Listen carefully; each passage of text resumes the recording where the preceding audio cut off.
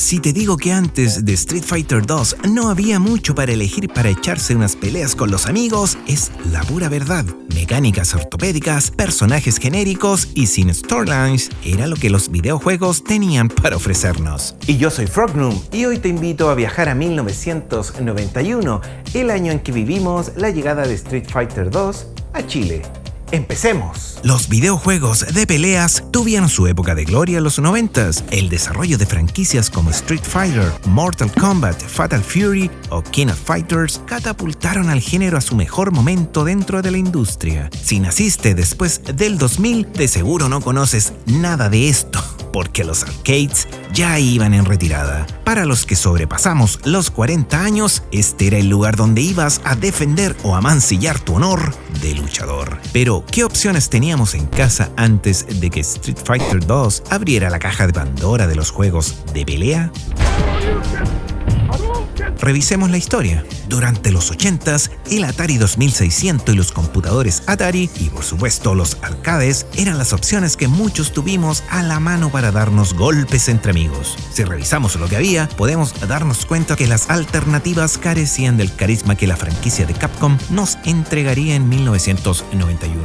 Con sus limitadísimos recursos, el Atari 2600 nos ofreció algunos títulos de pelea como este Karate de 1982 y cuya puesta en escena nos presentaba a dos personajes genéricos de gran tamaño sobre un tatami que parece que bailaran al caminar. Con cada golpe acumulas puntaje y gana el contendor que más golpes aseste en los 2 minutos que dura el combate, lo que permite subir el nivel de cinturón. Un título que pese a sus limitaciones nos regaló gratos momentos con nuestros amigos en casa. Una máquina más potente como el Atari 800 XL nos daba la posibilidad de jugar algo visualmente más atractivo, pero que contaba con una limitante que todos los juegos resolverían de diferente forma: el contar con un solo botón. Karate Chop Suey nos situaba en un torneo de la especialidad, de los pocos que tenían público. Dos karatecas vestidos de blanco, se veía las caras en algo que parecía más una habitación cerrada que un tatami de competencia. Los movimientos se realizaban combinando la cruceta con el botón y dependía hacia dónde dirigíamos la palanca, si era golpe o patada. El hecho de que ambos peleadores tuviesen karategis blancos era un punto flaco, pues a la menor distracción no sabías cuál era tu personaje.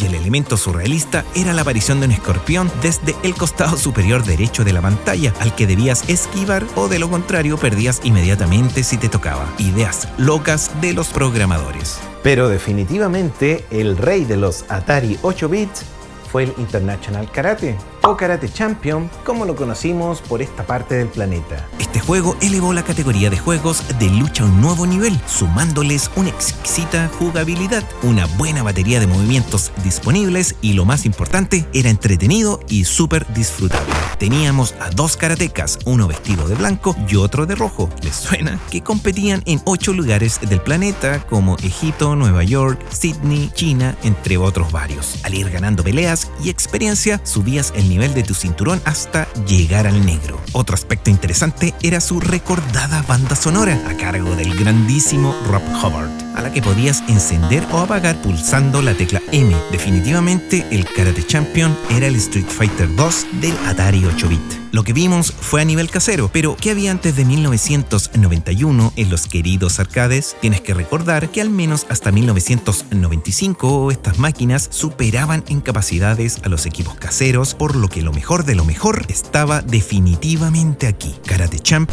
de Data East llevó el género a las recreativas en 1984 con un resultado regular debido a su compleja jugabilidad. Para realizar los movimientos debías utilizar las dos palancas del arcade, algo impensado hoy en día. Un año después, Year Kung Fu de Konami sentaría las bases del género con un roster de 11 personajes caricaturescos quienes enfrentarían a nuestro protagonista, Oolong. Es aquí cuando se introducen las combinaciones de movimientos de palancas y botones para ejecutar diferentes poderes, la antesala de lo que sería Street Fighter de 1987.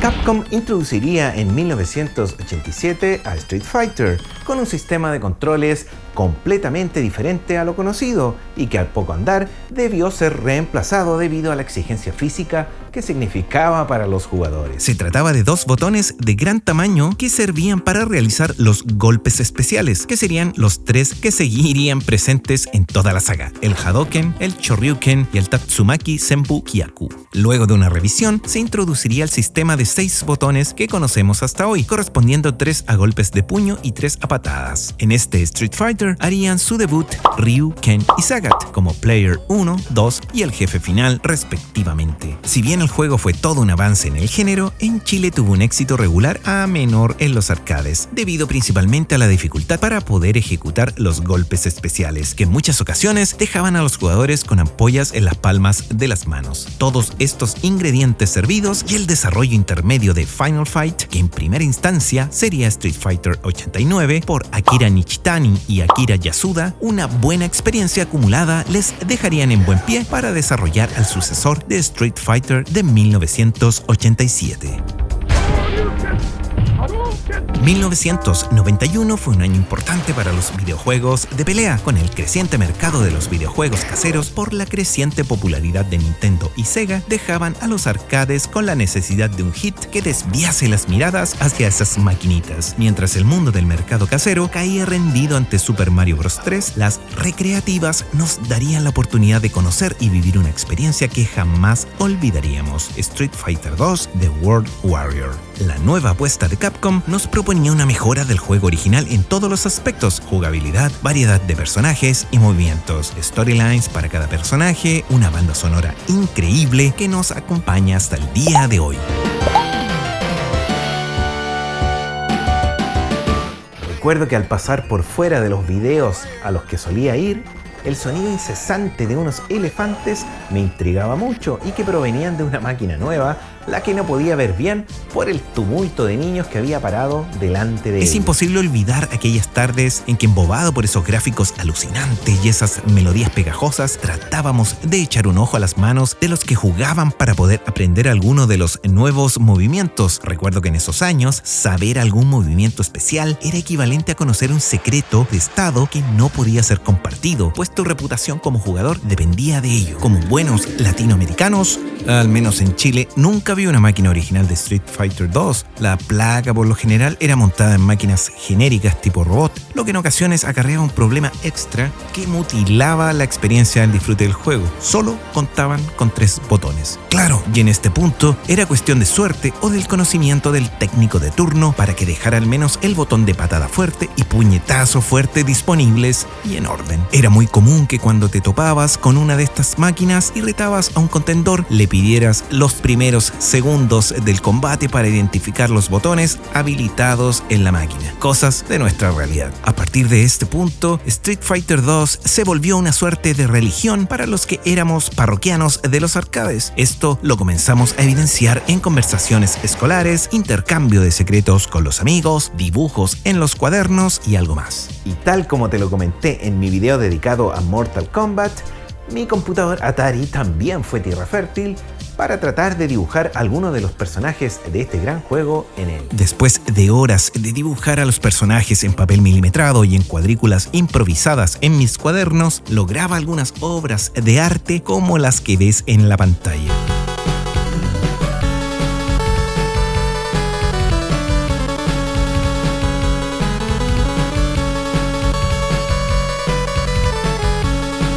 Eran tantas las ganas de tener este juego en la casa que cuando por accidente pude echarle mano a una revista Nintendo Power en el colegio en 1992 y vi su versión para la aún desconocida Super Nintendo, quedé sorprendido con la calidad de esa conversión.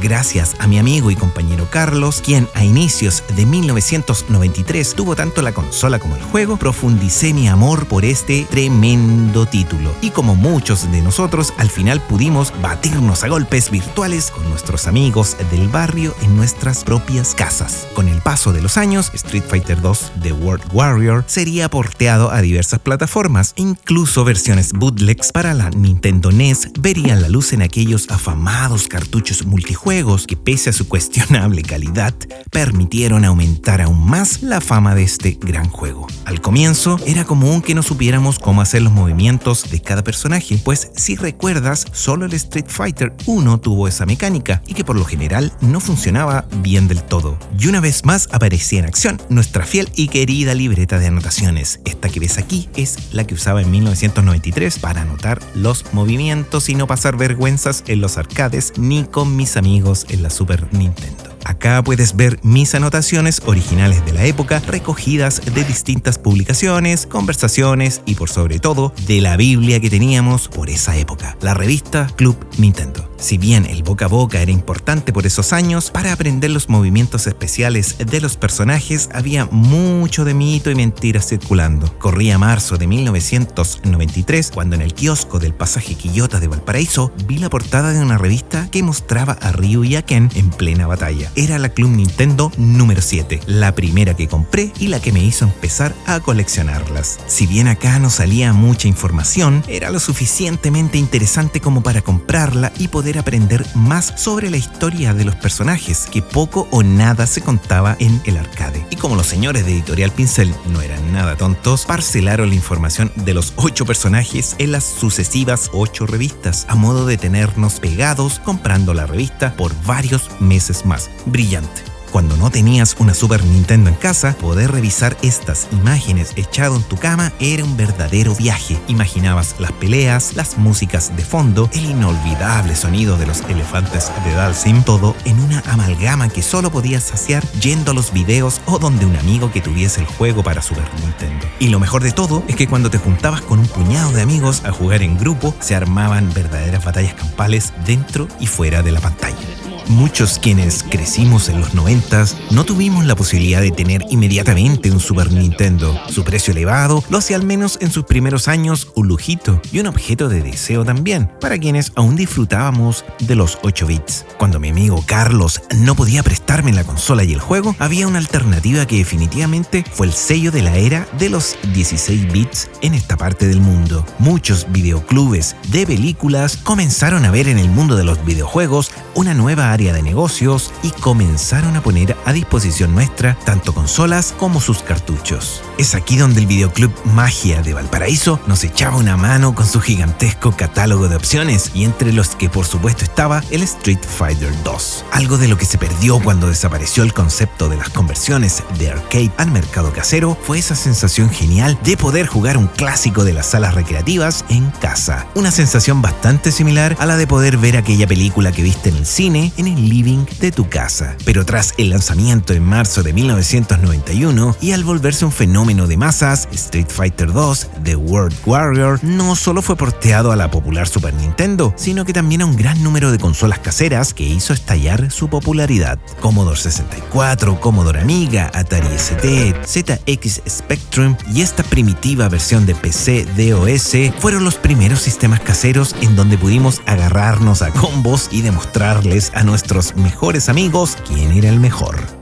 Se trata de una versión de 3 disquetes, bastante básica y con bastantes fallos, tanto de velocidad como de precisión en los movimientos. Si a esto le sumas que a inicios de los 90 no eran comunes los gamepads para PC con 6 botones, jugar con el teclado lo hacía una experiencia bastante olvidable. Su apartado musical tampoco es de los mejores, pero al menos podías disfrutar de un par de peleas en la tranquilidad de tu casa y sin que el experto del barrio te eliminase en las primeras rondas. Definitivamente, Capcom y US Gold no hicieron un buen trabajo aquí. De la versión de Commodore 64, mejor ni hablar, es considerada de las peores conversiones de este juego. Claro está que las limitantes técnicas del sistema hacen que la experiencia diste mucho del arcade original.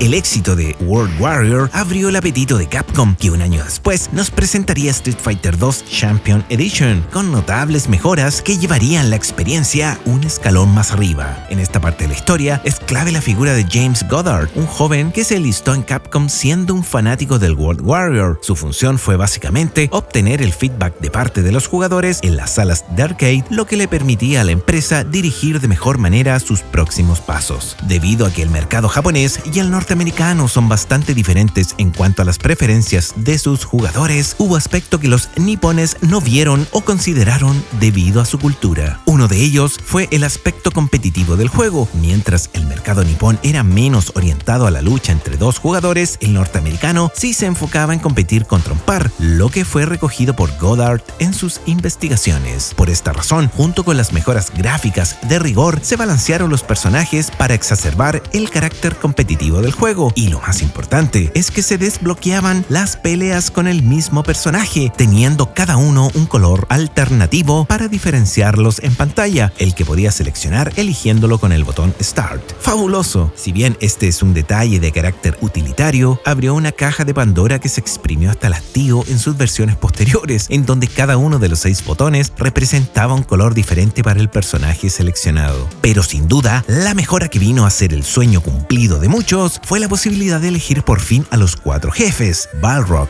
Vega, Sagat y M. Bison ya estaban disponibles para agarrarte a combos con tus amigos. Y claro, las versiones caseras no se hicieron esperar, en donde tras largas y dilatadas conversaciones entre Sega y Capcom, la Sega Genesis se sacó una espina clavada y tras sucesivos retrasos pudo tener una versión de este popular juego a la que se sumaría más velocidad para competir con la versión Turbo de Super Nintendo. Lamentablemente, y por una decisión de Capcom, fue lanzado en septiembre de 1993, debiendo enfrentarse al lanzamiento de Mortal Kombat y su naciente Mortal Monday, lo que hasta hoy es considerado un error de parte de los nipones, un error no forzado.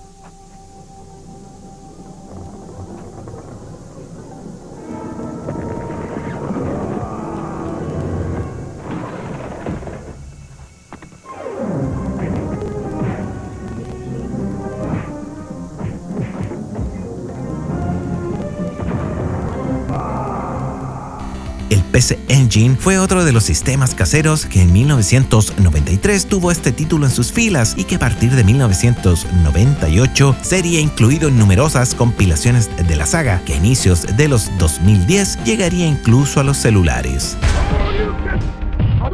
Como suele ocurrir cuando algo se vuelve popular y exitoso, es que muchos quieren aprovecharse de eso para sacar alguna ganancia. A mediados del 92 y en plena era del Street Fighter Champion Edition, ir a los arcades a darle a tu juego favorito se convertiría en una experiencia bien bizarra. Hadokens en paralelo a los Shoryukens, Zangief atravesando la pantalla de arriba hacia abajo, Honda moviéndose hacia adelante mientras hace su hand slap, toda una locura amenizada por personajes que cambiaban solo al apretar el botón Start. Algo que costaba creer en ese minuto y que por momentos nos hacía pensar que estábamos un poco locos. Era el Street Fighter 2 Rainbow Edition, una placa pirata taiwanesa que junto con agregar características que desbalancearon completamente el juego, le sumaban velocidad y bastante psicodelia. Solo un par de Shoryukens bastaban para dejar a tu rival noqueado. Ningún chiste. James Goddard, quien trabajara para Capcom y probara el juego durante 4 horas, señala haberlo encontrado una basura y totalmente desbalanceado. Impresiones que se apresuró en enviar en su informe a Japón. Y tras volver a su hotel y gastarse otro par de horas en el Champion Edition, algo le hizo cambiar de parecer. Según sus palabras, parecía que estaba jugando debajo del agua. Personajes pesados, lentos y un 25% menos ágiles que aquel Rainbow Edition le hicieron formular una nueva conclusión. Lo atractivo en Rainbow Edition no son sus bolas de fuego por doquier, lo que lo hace adictivo es su velocidad. Eso lo cambia todo. Tras enviar un fax a Japón y pese a la negativa de Capcom, Mr. Sugimoto, CEO de la compañía, le dio un día para armar el proyecto. Es así como, para combatir a las versiones truchas que apelaban más al machaqueo de botones que a la destreza, Capcom lanzó a fines del 93 la última mejora del Street Fighter 2 de World Warrior, el Turbo Hyper Fighting. Este sumaba un 15% de velocidad extra y nuevos poderes a algunos jugadores. Ahora Chun-Li podía tirar bolas de fuego o Dhalsim se teletransportaba para sorprenderte con la guardia baja. Otros beneficiados fueron Honda y Blanca, que ahora podían hacer ataques verticales. Se sumó una nueva paleta de colores a los personajes, dándoles un aspecto visual fresco a un juego que ya cumplía 3 años en las maquinitas. Esta actualización sería la base para el Street Fighter 2 Turbo de Super Nintendo. A partir de este punto, el juego, ya convertido en una saga, daría un paso más y lanzaría en septiembre del 93 Super Street Fighter 2 The New Challengers, y en donde se sumarían 4 nuevos personajes y sus respectivos finales y escenarios.